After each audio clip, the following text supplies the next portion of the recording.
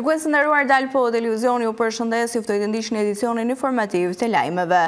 Prej vitesh në Shqipëri është krijuar një sistem ku politika nuk shihet më si shërbim ndaj qytetarëve, por si një mekanizëm për të mbajtur pushtetin dhe për të shpërblyer pikërisht njerëzit besnik të partisë. Në qendër të këtij sistemi janë vendosur patronazhistët, njerëz të lidhur me strukturat politike që sipas akuzave dhe denocimeve të shumta publike përfitojnë vende pune, tender apo favore dhe privilegje, ndërsa qytetarët e zakonshëm përballen çdo ditë me varfëri, papunësi dhe pamundësi për të jetuar me dinjitet në vendin e tyre.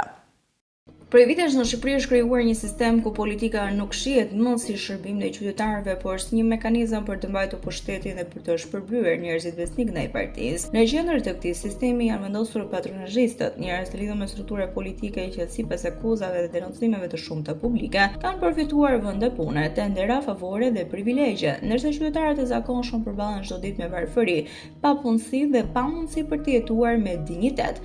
Në shumë institucione, administrata është kthyer në injektim të partisë në pushtet. Punësimet shpesh nuk lidhen me meritën apo aftësi profesionale, por me lidhjet politike dhe besnikërinë elektorale. Ndërkohë, të rinjtë të arsimuar largohen masivisht nga vendi, pasi e shohin të pamundur të ndërtojnë një të ardhme në një sistem ku shpesh mik dhe parti vlen më shumë se sa diploma dhe puna e ndershme. Ndërsa një pjesë e vogël pasurohet përmes lidhjeve me pushtetin, mijëra familje shqiptare jetojnë mes faturave të papërballueshme, çmimeve të larta dhe pagave të ulta. Pensionistët numërojnë lekët për ilaçe, fermerët ankohen se prodhimet po u kalben pa treg, ndërsa bizneset e vogla përballen me taksa dhe konkurrencë të padrejtë. Në anën tjetër, tenderet publik dhe projektet milionshë vazhdojnë të jenë objekt debatesh dhe dyshimesh për abuzime. Emigrimi është kthyer në plagën më të madhe sociale të Shqipërisë. Çdo vit mijëra shqiptarë largohen ndër vendeve europiane jo vetëm për një jetë më të mirë ekonomike, por edhe nga humbja e besimit se situata mund të ndryshojë. Shumë zona të vendit po zbrazen, shkollat po mbyllen nga mungesa e nxënësve dhe fshatrat po plaken dita ditës. Kritikët e qeverisë cilësojnë këtë situatë si pasojë një modeli të dështuar qeverisjeje ku propaganda dhe kontrolli politik kanë zënë vendin e zhvillimit real ekonomik,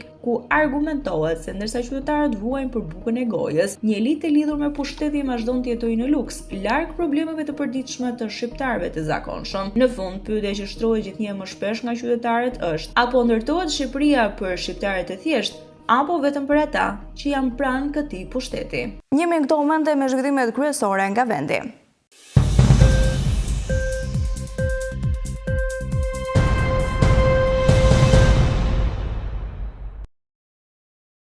Një grup aktorësh nga Italia shfaqi në skenën e teatrit të Gjirokastës premierën e dramës Nuk ka mas.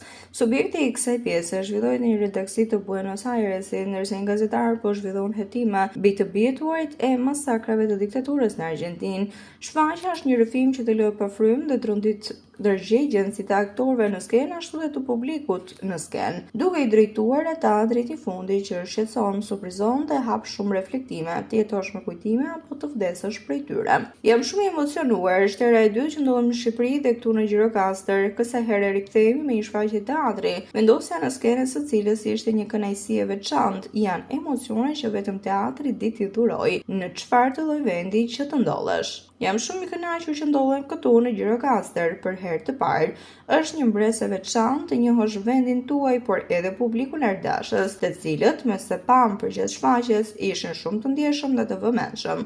Publiku i këtushëm na dhuroi emocione të veçanta me duartrokitje të zgjatura në përfundim të shfaqjes.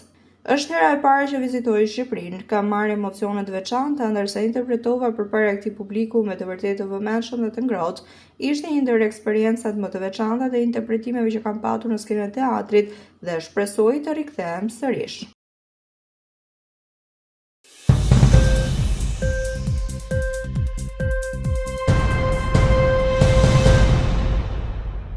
Tregu i pasurive të paluajshme në Shqipëri po tërheq gjithnjë më shumë investitorë të huaj. Sipas analizës së platformës ndërkombëtare Investropa, Shqipëria konsiderohet një nga tregjet më të lira dhe me potencial rritje në Europë për blerjen e pronave. Çmimet ende mbeten më të ulta krahasuar me vende si Kroacia apo Greqia, ndërsa zhvillimi i turizmit po rrit interesin për investime afatgjata. Në fokus bëten qytetet si Tirana, Vlora, Saranda apo Gjirokastra dhe zonat e Rivierës verës, ku kërkesa për apartamente dhe vila është rritur ndjeshëm vitet e fundit. Sipas analizës, të huaj tërhiqe nga mundësia për të gjeneruar të ardhura përmes qeras sezonale dhe platformave turistike. Shqipëria po hyn ngushtur në hartën e investitorëve europian si një treg ende në fazë zhvillimi, por me një kthim të lartë potencial.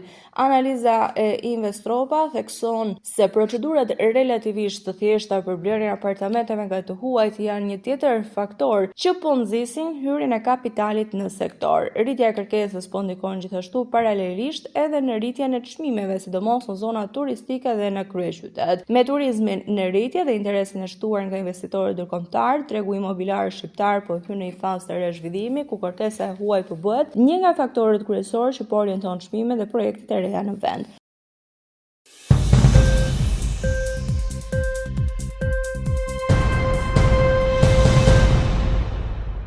Fermerët që kultivojnë ullirin dhe prodhojnë vaj në një prej zonave më të njohura të paktën në vendin tonë, sikurse është Mallakastra, por edhe në vende të tjera, kanë mbetur të paorientuar dhe pas një ndihmë konkrete nga institucionet shtetërore. Ndërsa vaji i ullirit vijon të mbatet stok nëpër magazina në sasi të konsiderueshme, sa për mungesë të tregut dhe për shkak të çmimit në kushtet kur kostot e prodhimit janë të larta. Disa prej këtyre fermerëve kanë treguar sasitë e vajit të ullirit që kanë të pashitur, por edhe vështirësitë dhe pasiguri që kanë për të vijuar këtë aktivitet. Ndërsa ka ardhur momenti që zona të certifikojë prodhimin e saj dhe fermerët të bashkohen pasi përpjeket për të shitur secili prodhimin e tij duken të pashpresa. Kjo është një nga ato idetë e cila është hedhur nga fermerët e zonave qoftë në atë të Mallakastrës, por edhe në vende të tjera në Shqipëri. Nga ana tjetër kërkohet nga ana e instancave dhe institucioneve shtetërore që të gjendet treg pasi tonelata vaj ulliri beten stok në magazina. E kundërta ndodh nga ana e supermarketeve apo marketeve në vendin tonë, të cilët tregtojnë kryesisht vaj ulliri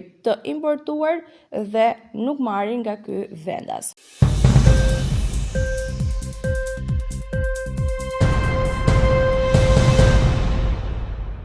Dogana greke ka zgjatur orarin e shërbimit në qafbot. Një lajm pozitiv janë për banorët e zonës kufitare, emigrantët dhe turistët që lëvizin drejt Greqisë gjatë sezonit veror. Dogana greke në pikën kufitare të qafbotës ka njoftuar zgjatjen e orarit të shërbimit për kalimin e qytetarëve dhe të automjeteve. Sipas njoftimit zyrtar, pika kufitare do të funksionojë nga ora 5 e mëngjesit deri në orën 23:00 me orën shqiptare ose nga ora 6 e mëngjesit deri në orën 24:00 me orën greke.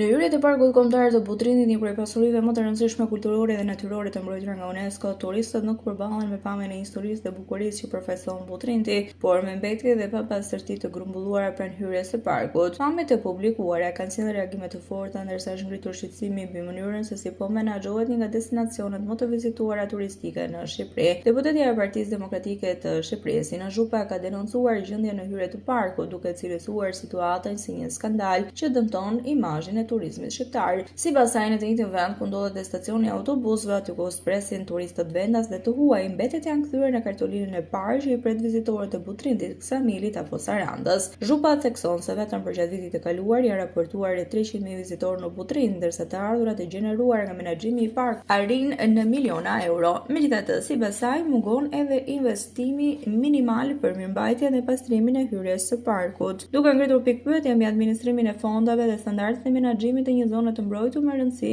ndërkombëtare.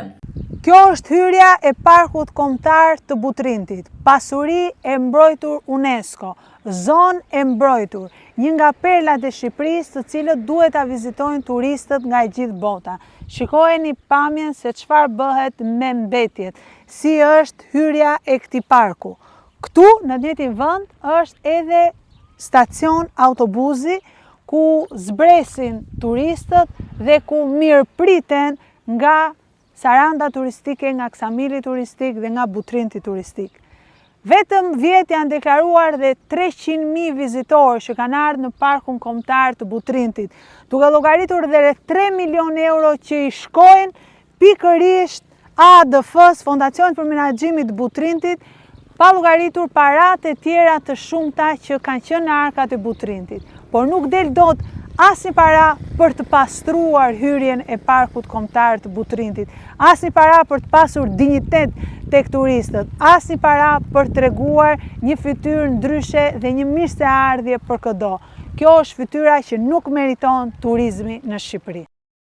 Ishte gjithçka e përgatitur për këtë edicion informativ lajmësh. Unë ju falenderoj për vëmendjen tuaj. Bashkë përshëndetemi këtu.